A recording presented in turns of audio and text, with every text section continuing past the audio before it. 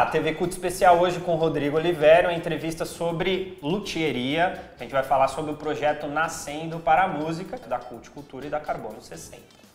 Tá bom?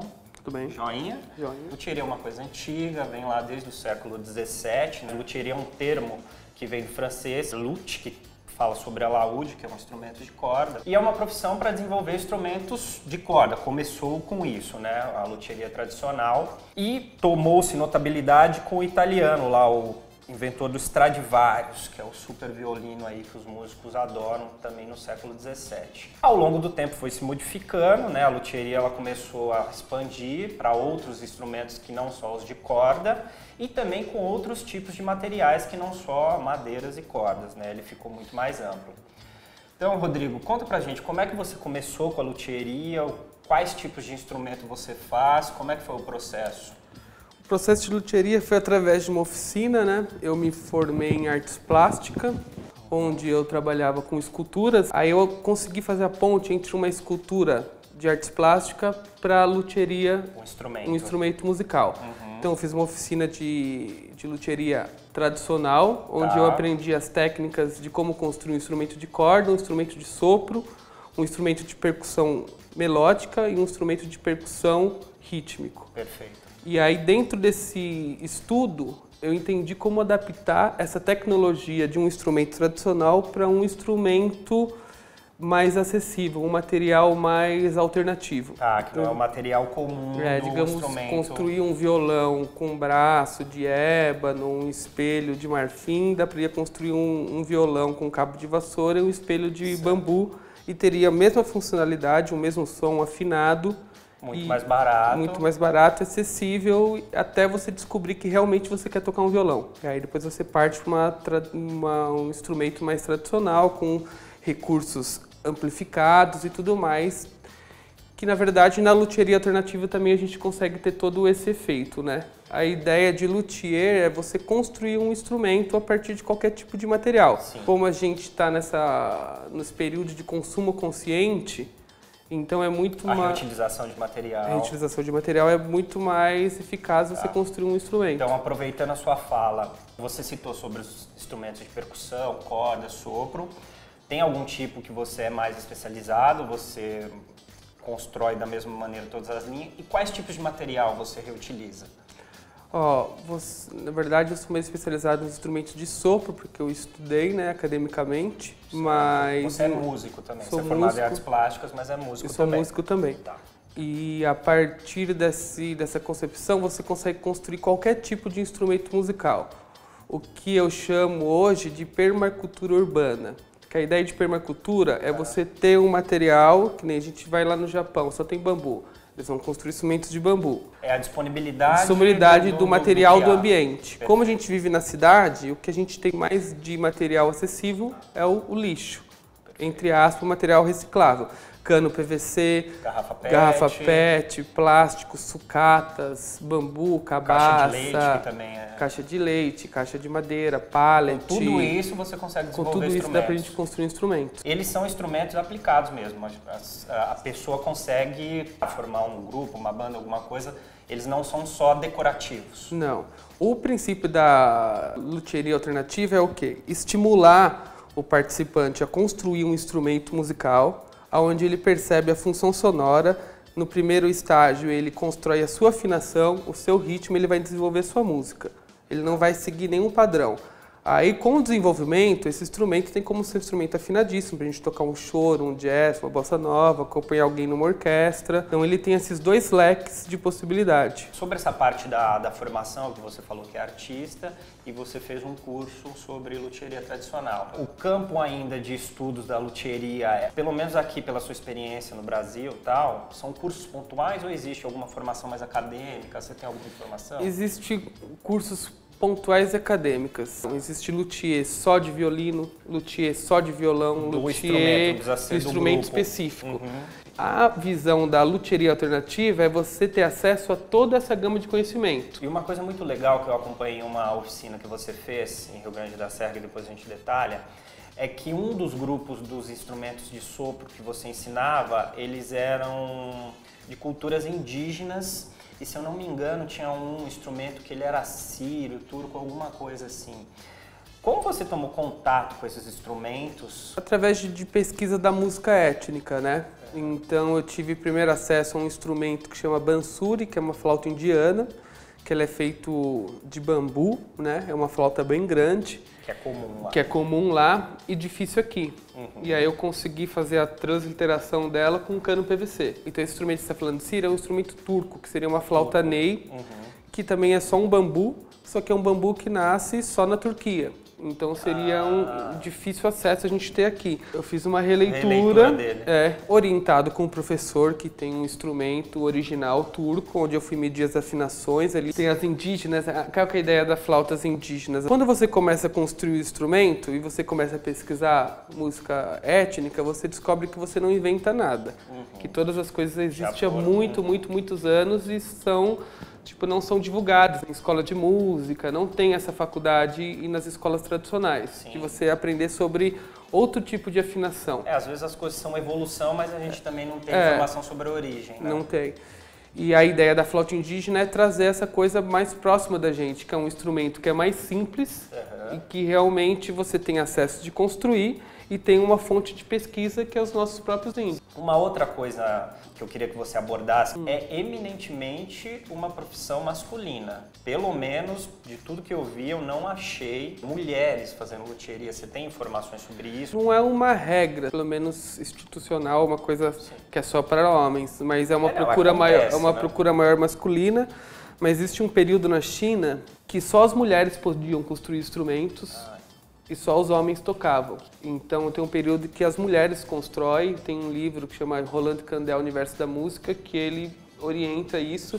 E muda uma época que só os homens construíam e só as mulheres tocavam. Na China? Na China. Quando você pega essa coisa da China, são instrumentos realmente esculturais, assim. Coisas lindas, que eram construídos um requinte feminino mesmo, que você vê ali que existe um adorno, uma preocupação muito maior. Atualmente, hoje aqui no Brasil... No Brasil, que nem se você for para comunidades de cultura popular, as caixas, chiquerê, zabumba, alfaia, elas são híbridas, tanto os homens quanto as mulheres constroem. Agora, dentro de uma coisa tradicional, hoje em dia a gente não encontra tantas meninas luthiers, né? Isso está um convite aí para as mulheres, para que vocês se desenvolvam aí cada vez mais e tragam uma felicidade maior na luthieria. Bom, falando sobre a incursão de mulheres na luthieria, você trabalhou durante 2 anos para a Secretaria de Educação do município de São Paulo, entre 2015 e 2016, correto? Sim. Fazendo cursos de luthieria para professores e professoras que se tornassem multiplicadores da luthieria, certo? Sim. Dentro de espaços escolares. Sim. Como foi isso e se teve adesão, né, aproveitando de bastante mulheres? Sim, dentro da rede de educação infantil, a maioria das pessoas que lecionam são mulheres, né? Sim. Então esse projeto veio de São Paulo Carinhoso, que é um projeto que chama Parque Sonoro, onde eu fui orientador para capacitar as educadoras de como construir instrumentos musicais alternativos e construir um parque sonoro para as crianças. Então você ministrava a oficina para elas e depois acompanhava como elas ministravam para as crianças.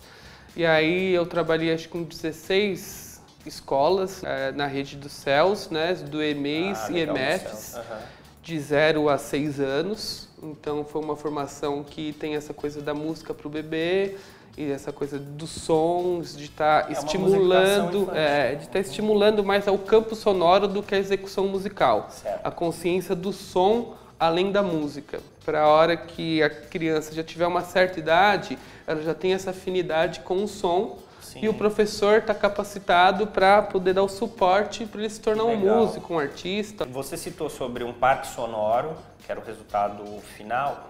O que é o parque sonoro? O Parque Sonoro, dentro do projeto São Paulo Carinhoso, ele se encontra com um ambiente sonoro para as crianças de 0 a 5 anos, onde tem instrumentos que a gente não tem uma preocupação de afinação, uma preocupação rígida de notas, melodias, porque as crianças estão numa formação de exploração. E existe a ideia de parque sonoro como uma evolução da luthieria, que aí seria realmente uma faculdade à parte, assim, né? Sim. Explicando um pouco para a gente chegar, a gente teria uns instrumentos tradicionais, os instrumentos populares, escultura sonora, instalação sonora, ambiente sonoro e aí, por fim, um parque sonoro. O parque sonoro seria abrangente tudo, um complexo. Seria um lugar que teria brinquedos que tivessem funções sonoras para estimular as pessoas que não têm acesso nenhum ou que têm uma certa resistência para estar brincando com a música. Tudo feito com material manualmente, né? E os materiais de reuso. De reuso e depende do suporte do parque. Se a gente tiver um parque muito grande, a gente vai precisar de um material que seja de reuso, mas que seja de primeira para não correr risco nenhum, né? Nem tudo dá para ser reaproveitado. Dá para a gente reaproveitar no sentido de baratear o custo. Assim, em vez de a gente comprar um carvalho ou um marfim, a gente vai comprar uma madeira de reflorestamento que está dentro da lei, que está dentro das coisas, que não vai ter um impacto ambiental. Conceito ambiental. Você foi o grande responsável pelo projeto que aconteceu em Rio Grande da Serra, que é um município bem pobre ali na região do ABC, em que você deu oficinas de lutherias para crianças entre 6 e 7 anos até adolescentes de 16 e 17, em uma escola municipal grande da região e uma associação de lá, que é a MIP. Como foi a experiência? Teve uma boa adesão? Funcionou bem? Conta um pouco pra gente sobre o projeto. Eu já trabalho com isso há 16 anos e lá foi uma surpresa, assim, porque realmente eram crianças que não tinham conhecimento musical, não tinham acesso nenhum. Até essa coisa da coordenação motora tinha uma certa dificuldade e eles se desenvolveram muito rápido. Então foi um trabalho que a gente fez com flautas pífanos, pegamos a área do sopro e de percussão e tivemos um resultado muito grande. Eu saí de lá feliz porque eu senti que a gente conseguia montar uma orquestra com as pessoas que participaram. Porque a oficina ela é dividida em 2 módulos, né? Você dava um arcabouço teórico explicando um pouco sobre os instrumentos e depois você partia efetivamente para a construção.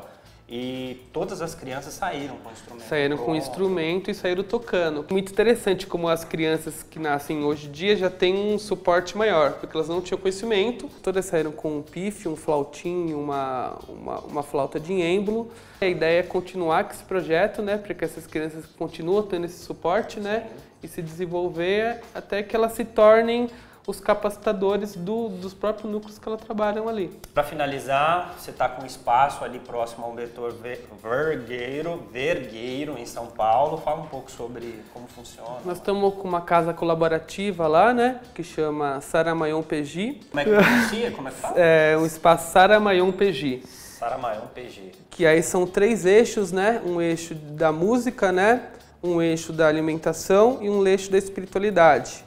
Onde tem pessoas que dão capacitação, né? Eu estou dando um curso de luthieria, aí tem um curso de cozinha vegana e um curso de massagens, de expansão da consciência, onde a gente trabalha esse lance de você realmente se autossustentar, de auto-se provir, de ter o acesso a uma boa música, uma boa alimentação, uma postura, um consumo consciente, né? Bom, pessoal, é isso. Essa foi a super entrevista com o Rodrigo Oliveira, o luthier. As informações sobre o espaço Saramayon PG a gente vai deixar disponível aqui para quem queira fazer cursos de luthieria e também conhecer o espaço, as outras 2 vertentes que eles trabalham.